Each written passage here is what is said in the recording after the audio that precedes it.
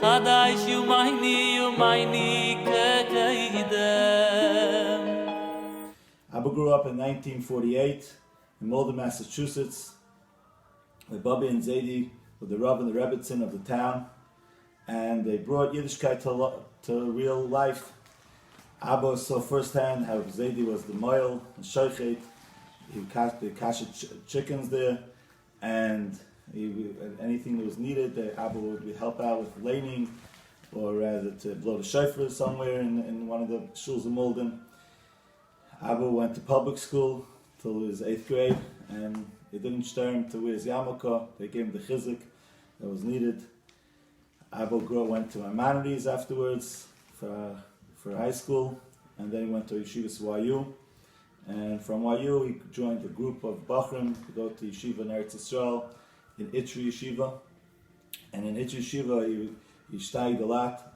Before he went to Itri, he could have really went to different colleges, and he got offered different grants at the very chashuv Goyish colleges. He could have been a mathematician, a physicist.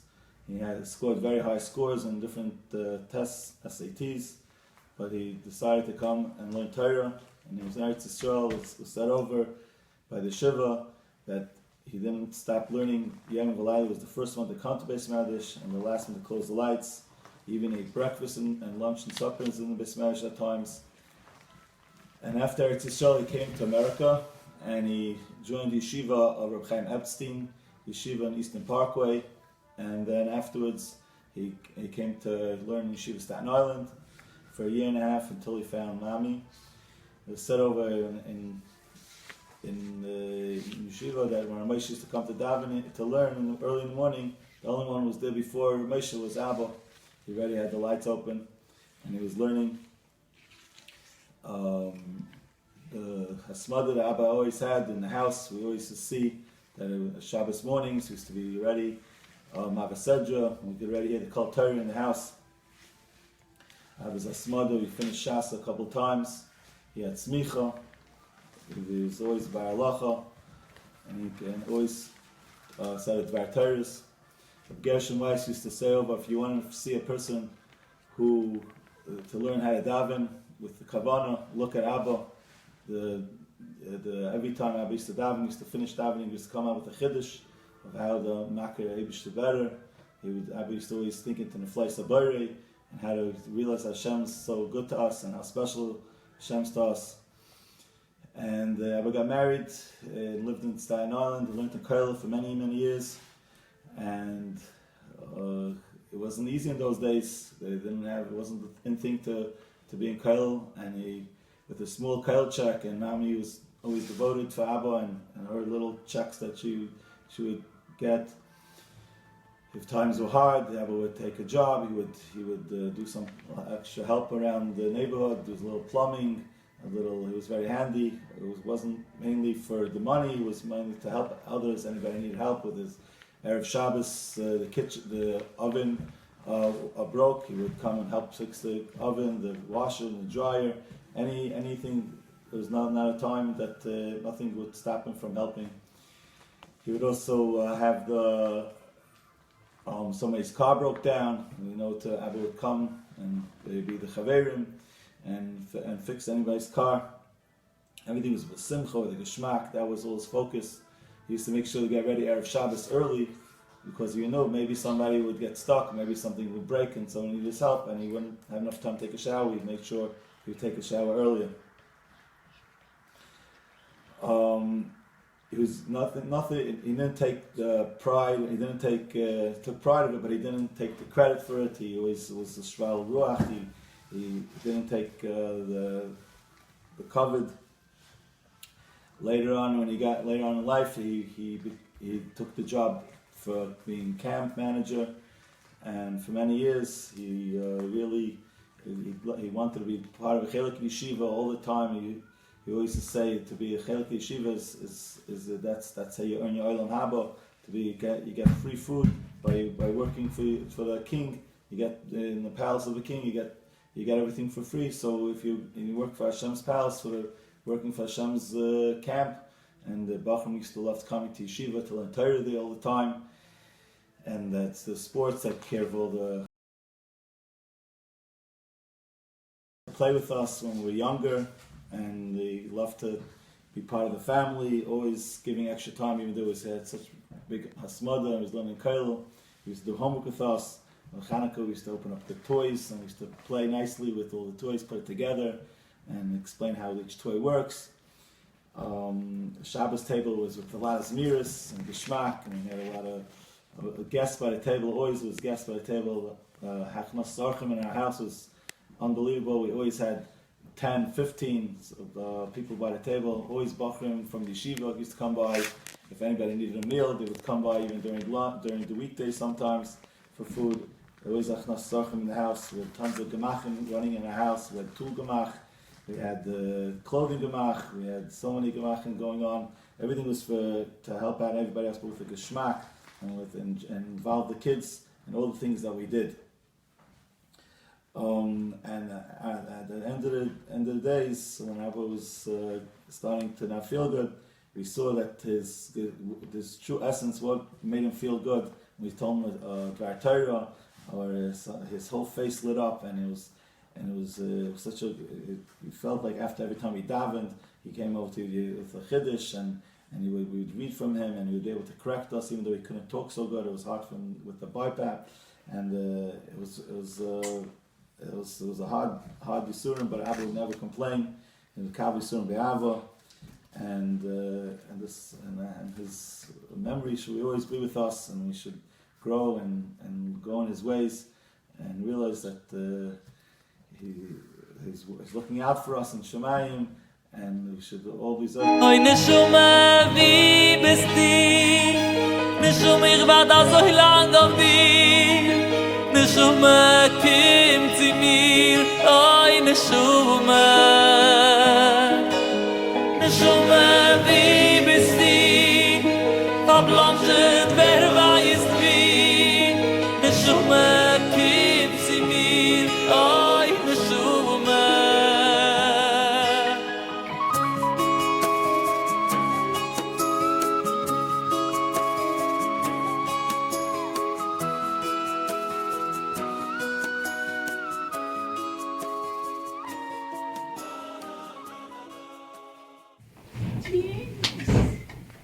And those especially who carry his name are privileged people. I myself have wonderful memories. We spent many years together, and I remember when Yehoshua was in the 4th grade, and I went to visit on parent-teacher occasion, and the teacher said to me, she said to me, I have to apologize to you, Mrs. Leeder. And I said, well, what would that be? And she said, I simply had to give Yehoshua a name plus because he is so far advanced from his classmates. The other occasion that I remember when he was in high school,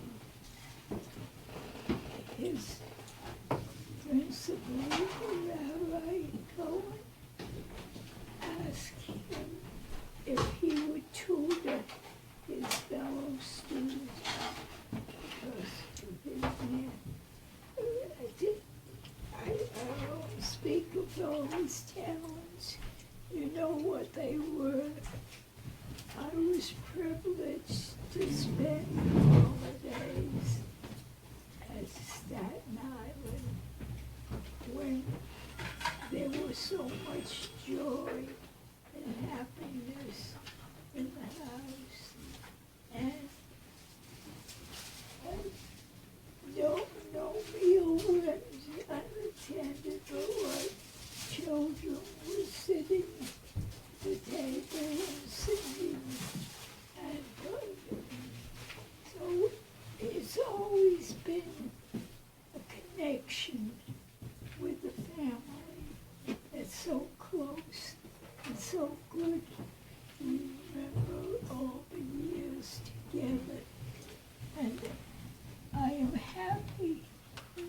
to see that his children, all of the lessons that they had at our home, their brothers and sisters are close with one another and there for them. And I hope you will continue in that tradition to be there for your brothers and sisters, to be concerned about them, let them know that you're there.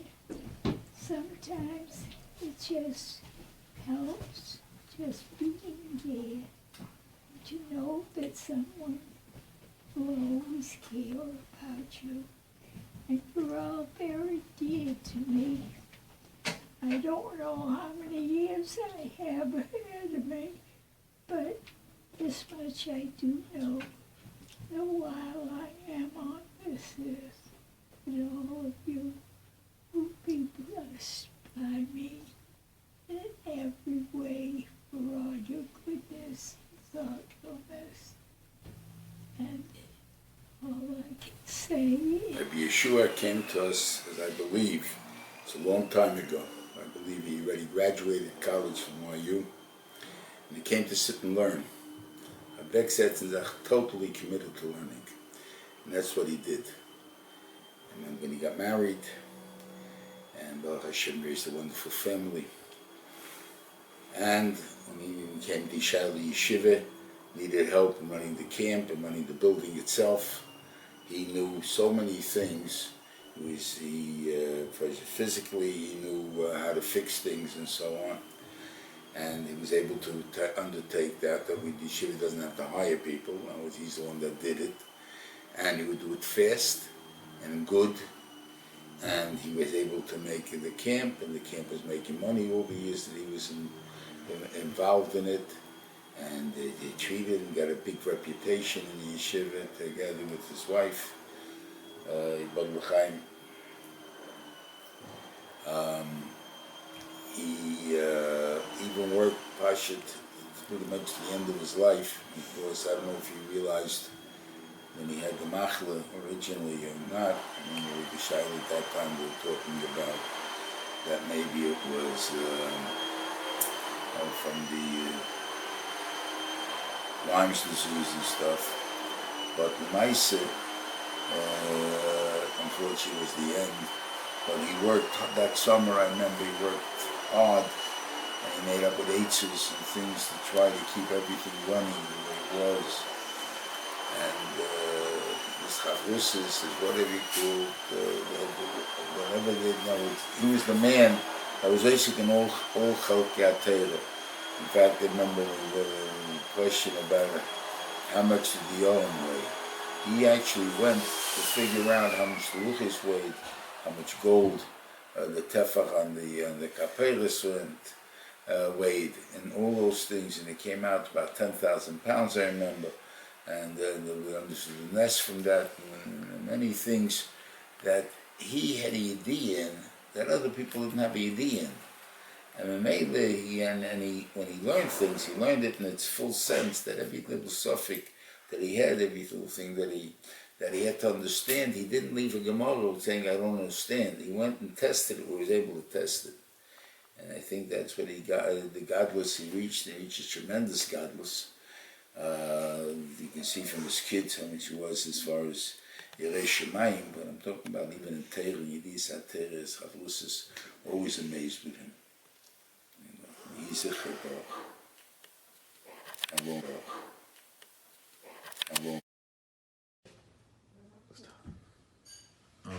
You're coming to ask me to speak about Yehoshua. It's to speak about Adam Gadol, the Tzaddik of a Yid. The first pasuk that comes to mind when I think of him is Ula Anovim Yiten Chen. An Anov, the Eibishter gives Chen. He was a Baal Chen. Anybody that knew him loved him. I first met him as a mechutin. I was drawn to him I saw there's an Elochi, and Avada la'anovim titimchein, ula'anov, and Moshe was ish onav ma'od mikol adam. The Maral says that was the reason he was zeicha to give Torah. He was zeicha to give Torah to Klal Yisrael. And Yehoshua was a Welts Talmud Chacham. Yasser, you showed me once a Shas. It's full of Hagoyos from the beginning to the end, right? He's a Talmud Chacham Mufli. He did Taivas for everybody. I think that anybody that knew him would say exactly the same thing. Kula me'yidin b'signa nechos. The Rebbe should help that all his einiklach should grow up to be even a little of him. But why should I be stingy? They should grow up to be like him and even better than him. It'll bring nachas to him. Shalom Aleichem, everybody. Rabbi Yehoshua, Yaakov, was to me many different roles. He was a role model, and he wore many different hats. For example, when I was growing up, I was the oldest in my family, but we had the Leeder boys come over every Shabbos. They're in YU. They were like my older brothers. The Simchas Achayim that Rabbi Yehoshua had just made the house lebedik, it brought up my spirits when I came for Shabbos. And that carried through even after my father, Zechron Levracha, got him into Staten Island, after he came back from Itri. And he, Baruch Hashem, over there, he also played different roles for me, not just an older brother, not just someone who had Simchas Achayim that I looked up to, but also he was my Rebbe. We learned Daf Yomi, Brachas and Shabbos together. Then I dropped out somewhere in Erevin at that point. But he taught me Chassan classes. He was, to me, all around. Besides I was an apprentice to him a little bit. We changed engines. My father's Zechron car had taken Rav Moshe, had taken many Gedolim in that car. The Mashkiach Zechron Levracha, he brought L'chaim Rav Shechter. Took Rav Schwab in that car, the engine went on it, and I wanted to save the car, so I bought a junkyard engine from the junkyard, and we changed it, and we did many other things together. He was just someone who enjoyed being around. Also, we had in camp working for him, being a lifeguard as my boss. It was a different hat that he wore to me. Yet he was always fair, and sometimes I used to kvetch, I used to whatever it is, and I didn't see him get angry. He would keep quiet when he was not so happy. Things broke, maybe sometimes because of me or whatever, and he was able to be soivelit and help me in all situations. So I owe a lot of Hakar Satayv to him, and I think Hashem, Baruch Hashem, paid him with such a beautiful family. And of course, this that I see in the family is such a beautiful thing. I'm honored to be on the list, to be videoed in honor of the great Rabbi Leeder. I'm a familiar figure in the Leeder Mishpacha. All of you have been displaced from your rooms and your place at the table for Rosh Hashanah and Yom Kippur for my family for many years. Rosh Hashanah and Yom Kippur for me was a necessity, and your parents made it all possible. It was a chesed that I couldn't live without. I had no Rosh Hashanah and Yom Kippur without Staten Island. Your father would greet us not just with hello, but his face would light up. You could see the light in his eyes and the joy of our arrival. He came out to the car and took our luggage as if he was our private servant. Like Abraham Avinu would say to the guests, Avdecha, I'm your servant because you're my orchim. His achnasas orchim extended outside the home as well. When I got a ride from Brooklyn to Staten Island with him once, he did his shopping, and in the shopping cart he threw an extra bag of peanut chews, so I'll have something to munch on the way. When we went to a chasna together to Toronto in a bus, I sat down next to him to chat and glean from his wisdom. But he first took out a cupcake, a bottle of orange juice, and a cup, and he served me a snack. I was always on the receiving end of Abba's chesed. When I made my first little sukkah on my little porch in my apartment, he gave me 3 bundles of schach from his garage. They were exactly the amount of schach I needed. He put it on top of the roof of my little car and tied it down with bungee straps. And I said, "Is this going to stay on the highway?" And he said, "Yes, it will stay." And I kept looking up through the window to make sure it was still there. And he was right. It stayed on the highway. He was always right. When we had a baby, he brought us bags of baby clothing. When we spent some time giving him information about a shidduch for one of his kids, a week later he sent us $180 cash. We weren't even the shadchanim. Just always giving us. There wasn't a Gemara, a Mishnah Brura, a Pasuk in Chumash, or a Rashi, or a Pasuk in Tanakh that he couldn't explain on the spot. Always patiently. He would explain Chazals to me, mathematics, science, anything. I could say that he was probably the Rebbe from whom I learned the most during my years in the yeshiva. He knew everything about everything with one exception. He knew nothing about Gaiva. May his Yartzeit be an Eli Neshama, and may all the Yehoshua Yaakovs and all the other Einikos in the Mishpacha live up to what he was. Vihi Zichroi Baruch. Most of them though, why most of them say like that? I mean, my system build the table for us now, build the mishpacha for us now. But most of them, why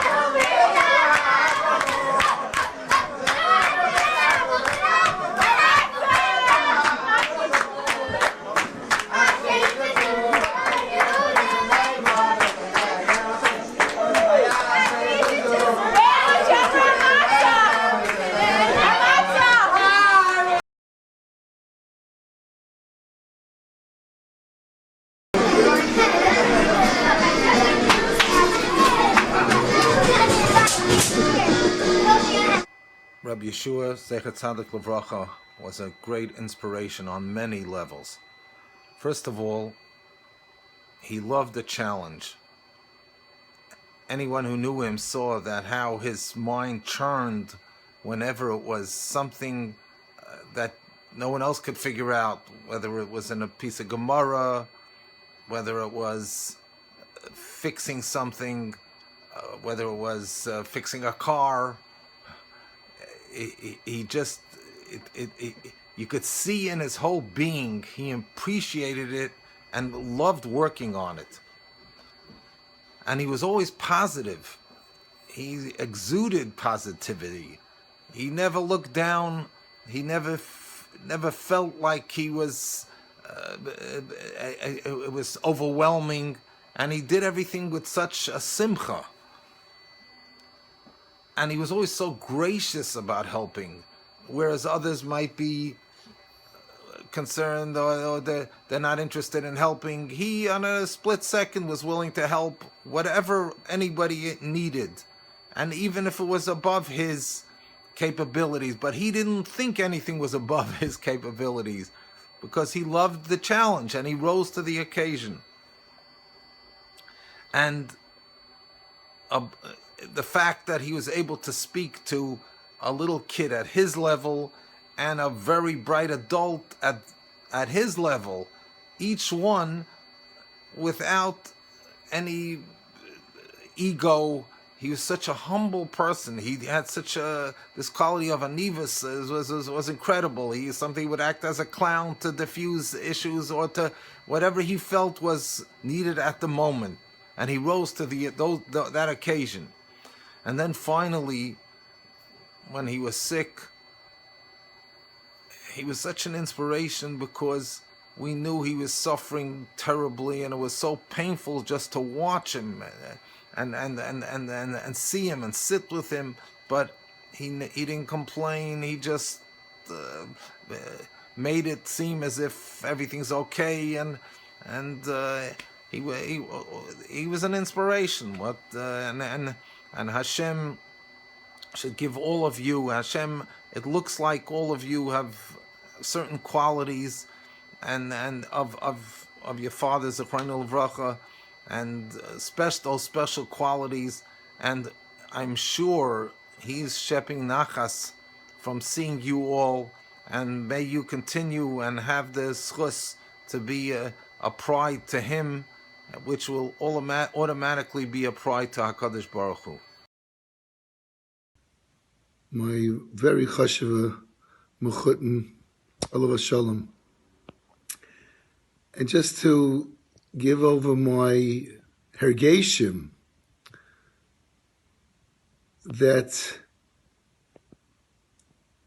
he was such a person who had a love for everything that had to do with Avodas Hashem. Limud HaTorah is certainly being Mekayim mitzvahs, doing Ratzon HaBorei. He's been Adon L'Mokayim and has been Adon L'Chaverei.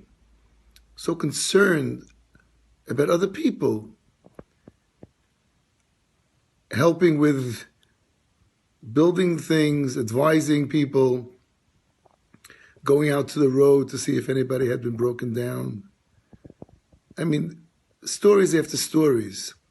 A person who was always available, always accessible, and was so honorable, with such a wonderful demeanor, such a wonderful, polite character. And I must say that I personally see all of those wonderful traits in all you children, in the sons, the daughters, and of course the Kadosh Baruch Hu makes shidduchim, and it's always in v'agefen, be'in v'agefen. So certainly the spouses also reflect the same flavor, and in the grandchildren.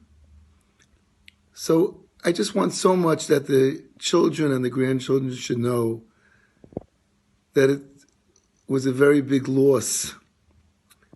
But if we could just try to remember his beauty of character, his beauty of tzura, his Avos Hashem and Yerushalayim,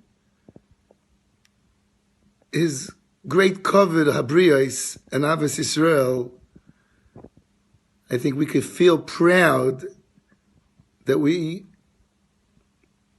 are part of him, Kara Davua, and may we live up to all those traits. And by that, it will be such an aliyah to his neshama that it can go meichayel el chayel, a gewaldige schus, and may we all keep going, keep growing, keep steiging, and giving a nachas road to the Rebbeinu Shalom, and may it be a schus to your father-in-law. One of my most cherished memories of Yehoshua is when I left yeshiva and I became a rabbi in my first shtella in Eltingville. And my first sukkahs, I attempted in my new house in Eltingville to build a sukkah. And it didn't go well, and it kept falling down. So in panic, who do I go for help? So I got in my car and I ran to Yehoshua. And Yehoshua was in his backyard on Plainfield, in Pleasant Plains, and he was busy building his own sukkah. And I told him my problem, and right away Yehoshua, he gets all excited, and I could see in the twinkle of his eye, when he slapped his hands together and he rubbed them, and he was already planning my sukkah. And he started to tell me that, we could do this and we could do that. And he all of a sudden got so excited about building my sukkah and about him using power tools. He always liked using power tools. And he took his jigsaw and his circular saw, and we went to my backyard in Eltingville, and Yehoshua began building. And he first did something that I didn't do, which is he measured very carefully all of the boards, and he was able with the jigsaw to put holes in the exact locations in each board on opposite sides, and then he was able with the circular saw to cut a notch in each one of the 2x4s exactly in the right point, so that when he put it all together, the sukkah was held together so strongly and firmly, and it turned out to be the most mahudr sukkah that anyone could ever build. It was not, the sukkah was not only held by anything that was makabel tuma. It was no maimed in makabel tuma. It was completely without nails, and I enjoyed that sukkah for years. And I don't know whether Yehoshua built his own sukkah. I'm sure he did, but he built the most beautiful sukkah for me. And he had that twinkle in his eye when he was planning it, and that simcha, and the joy that he had in building and in helping me, even more than his own sukkah. And that's a wonderful memory.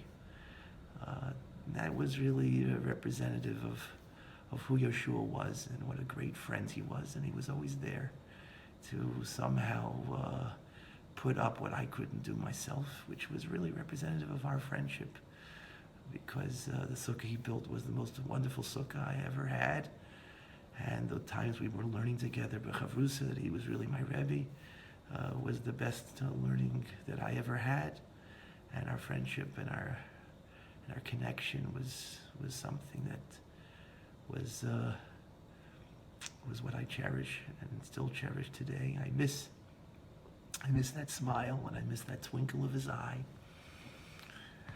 and I miss that enthusiasm that he had when he told me a beautiful Dvar Torah, or when he came up with that joke that at least Yehoshua thought was funny, and I miss that. I miss that very much.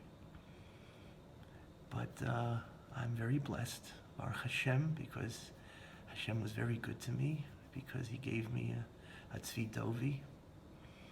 And I see so much of Yehoshua in tzvi dovi. And I see that smile and that enthusiasm and that goodness and that purity of mitzvahs and Torah, chesed. And I see what a wonderful father and husband he is to my Chavi, and they're so good together. And Baruch Hashem, I see that mischievous little smile in my grandchildren, my three little red-headed girls. And it's just such a wonderful thing. And I certainly am blessed. And one thing is, the Leeder gene is the dominant gene, because you could have Kaufman, Hyman, Eisenman genes, but they're red-headed girls. They are the Leeder gene. And we are all the better for it. And they are certainly a bracha, and I know that the nachas that I have, Yehoshua is enjoying that nachas in his beautiful Licht Gan Eden, and Tei Nishmosar Tzrura B'Tzor.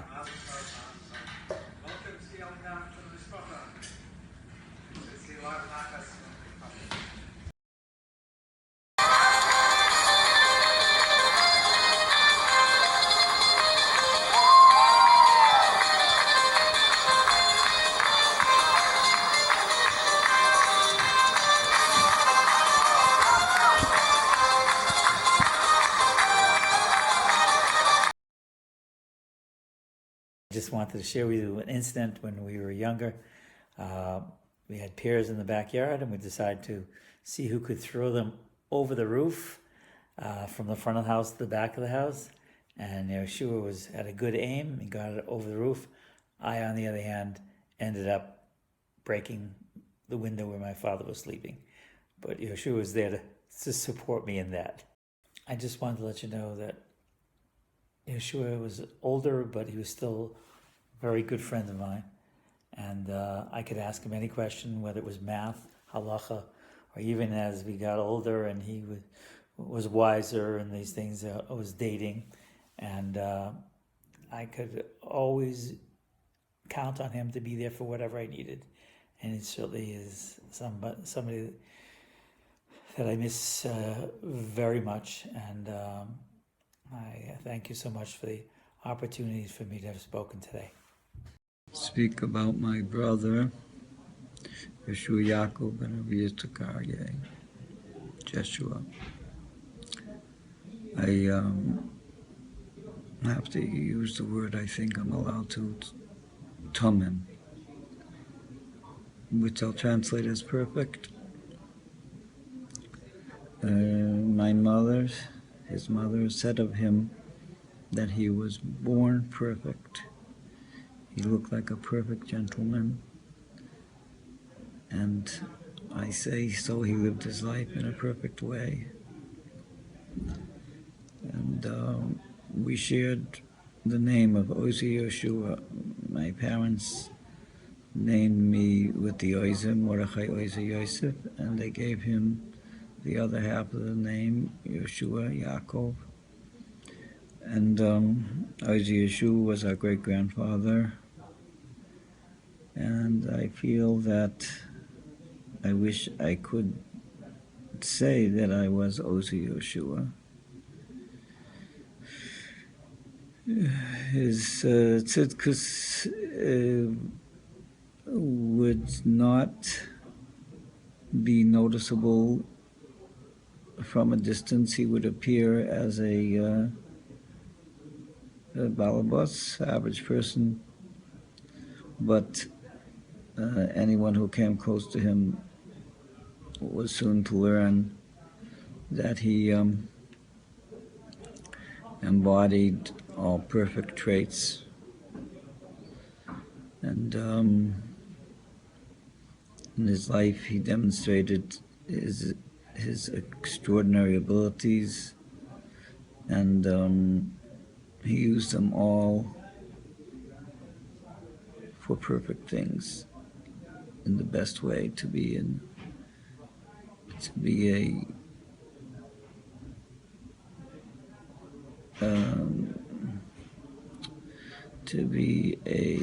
mamali ratzon haborei.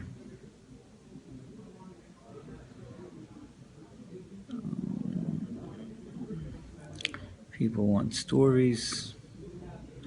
Stories are from those who had experience with him, but I can say that as his brother, in his whole life, I only saw perfect behavior.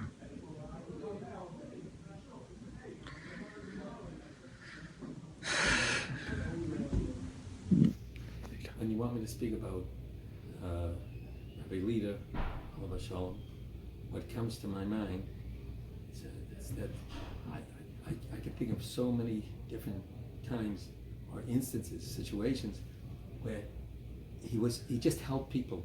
He helped people, and he made people happy. I just want. It seems to me that when I'm thinking about even my own home.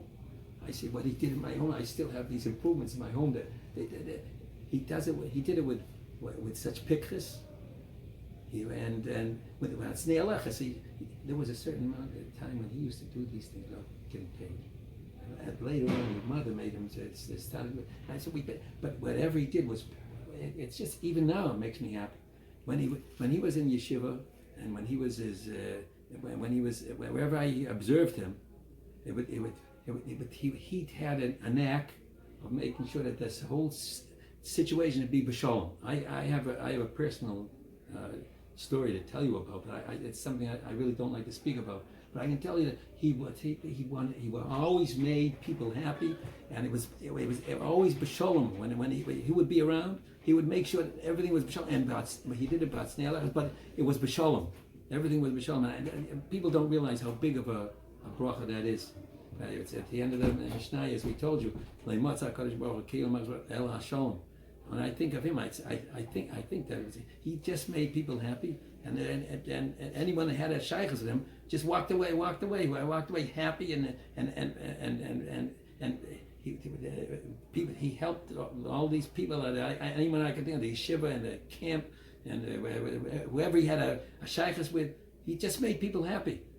I'm sure that the schusim that he has for all this,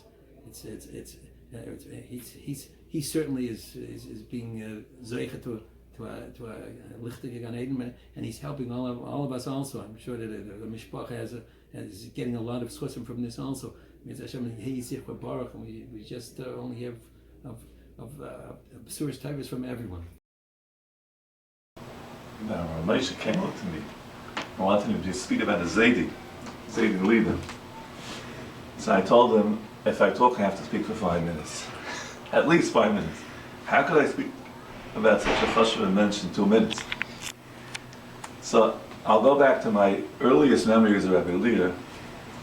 Is when I came to yeshiva. I was in 9th grade. This is going back 36 years ago. At the Sheva Brachas, there were a few people that got married that year. The way he was, they had a certain shtick that was going on. And there was a fire there, and he went, took the fire, Stephen Shtick came running with the whole, it was such a beautiful scene over there. Anybody that saw it, with the Asumcha Zagishmak. Then of course he had a red beard. I remember him, whenever we got up early for a bechina, either it was a Bloch's bechina or Shane's bechina, there was no really minyan those days. It was just yeshiva minyan. You always saw Rabbi Leeder learning. It was a known thing. It was quiet in his measures. At 7 o'clock he was there. He was learning already. I remember a few years later, I must have been in 10th grade, 11th grade, talking to him and learning. I had a kasha. I asked him. I was a young bacher. I asked him. And I remember telling Yehuda Badush, today is a Reish Kail, that, whenever I have a kasha, I'm going to talk to Rabbi Leeder. He smiles everything so nicely and shmak. I remember saying those words to him. With the simcha, with the shmeichel, it was a pleasure to talk to him.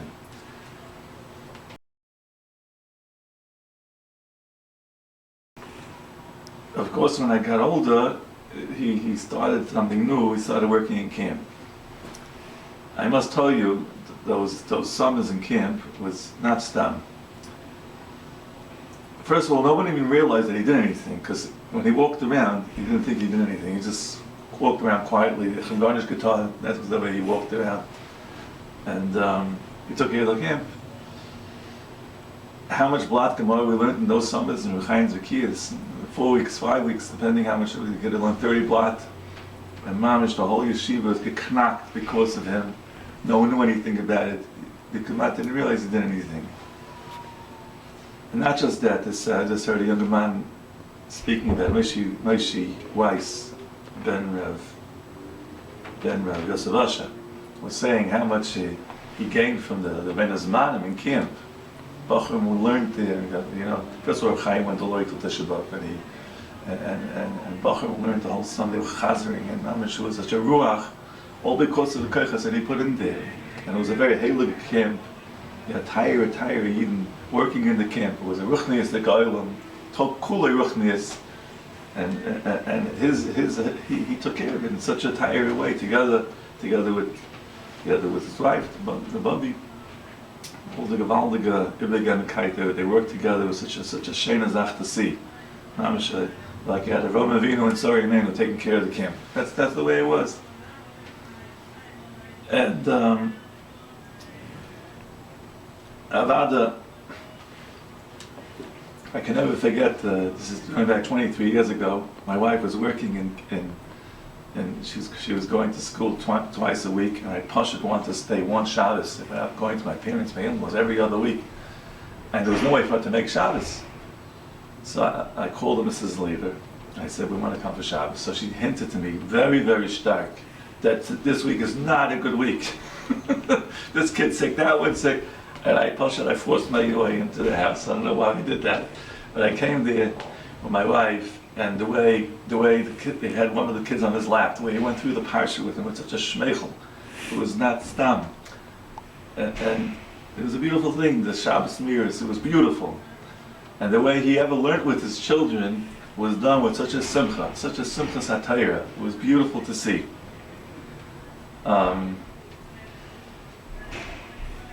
Yeah, that's the way it was. It was kulei Torah is a yid, and his tefillah was kulei ruchnius, his kulei aliyah, speaking to HaKadosh Baruch Hu. And one thing I want to just say is he's my Rebbe in dealing with life. And one thing, it's no shaila. I saw a yid, the last year going through with such a, and you saw the way Torah lifts up the person. Hashem me, the Gemara in Kedushin, Torah helps you in Amish the ganze Leben, Torah that is a knusay, and that's something that I could tell you that there's no end what I could say about that last year that I was learning with him. The way that the Torah gave him such simcha is not stam.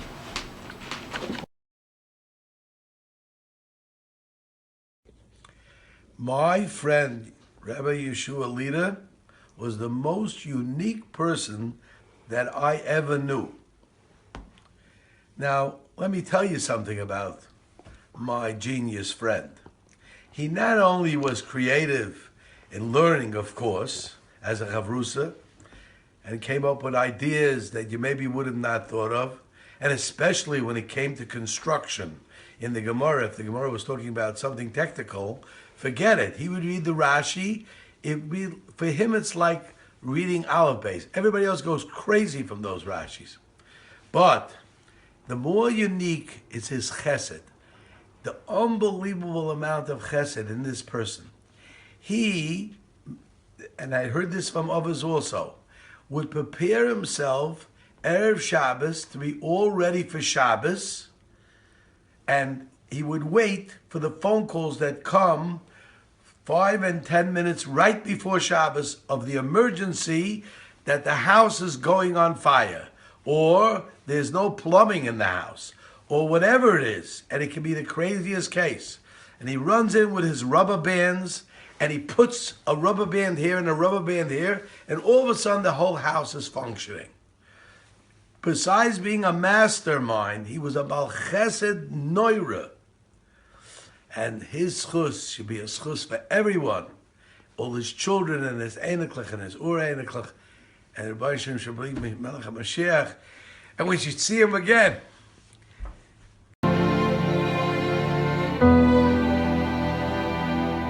Lo olecho hamlocho ligmo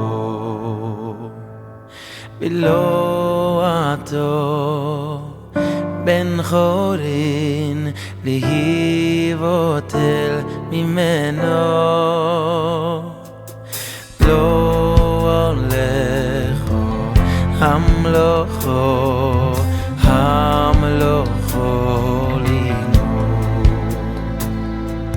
Bilo ato ben chorin lihivotel mimeno Kol olam koloi keshet zameyon Ve'o ikor lo lefachet lo lefachet lau Kol olam koloi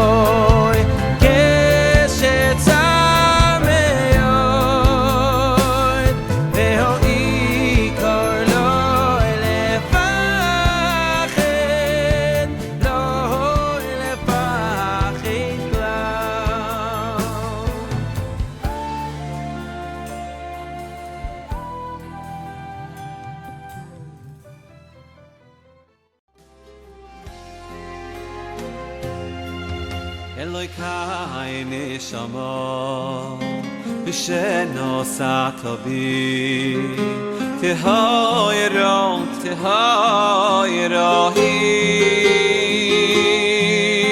Huyato v'raso Huyato yitzarto Huyato nifachto bi Elokai neshama Sheno satobi Tehoyro Tehoyrohi